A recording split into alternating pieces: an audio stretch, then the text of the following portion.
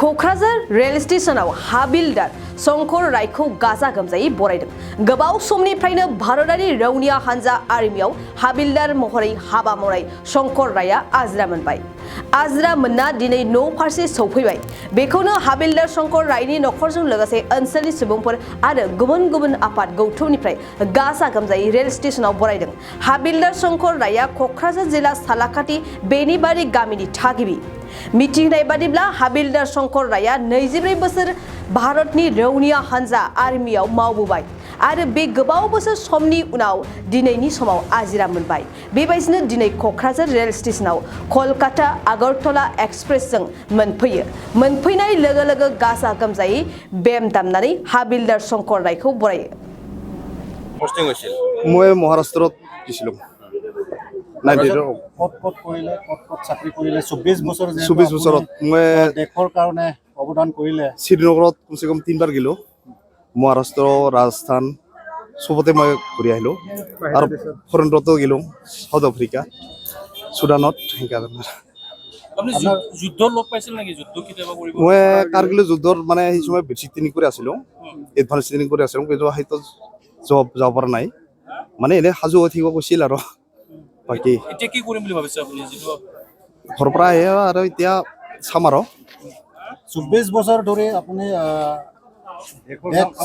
দেশৰ কাৰণে কাম কৰি কেনেকৈ অনুভৱ কৰিলে? আজি যিহেতু অন্ত পৰিল আপুনি দেশৰ কাৰণে ভালে লাগছে আৰু চব দেশ বিদেশ মানে ঘূৰিব পালোঁ। তাৰপিছত এনে ইণ্ডিয়াত আউটত কিছু হাৰ্ড ডিউটিও হয় আৰু বহুত ইজ্জতাৰ ছাৰ্ভিচ ভালে লাগছে আৰু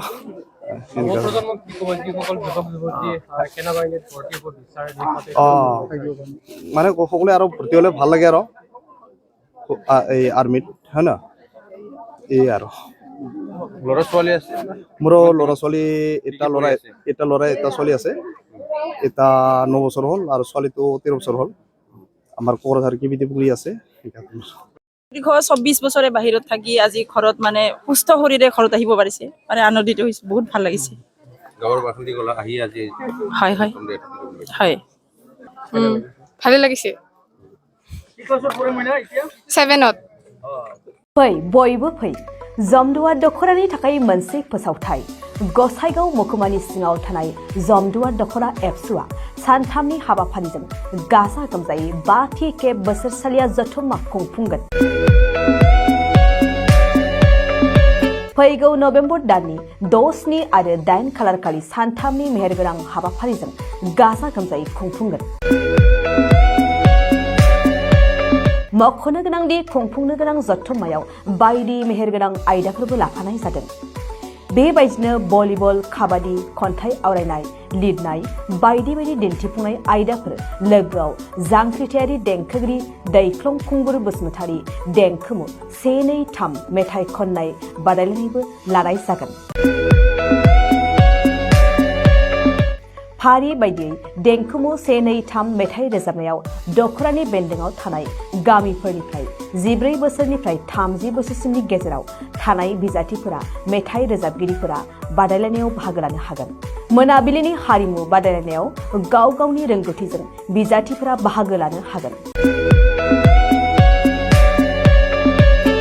एक्जिबिशन दिन्थिफुंनायखौ 6 नबेम्बरनिफ्राय जोबजासे नुनो मोनगोन।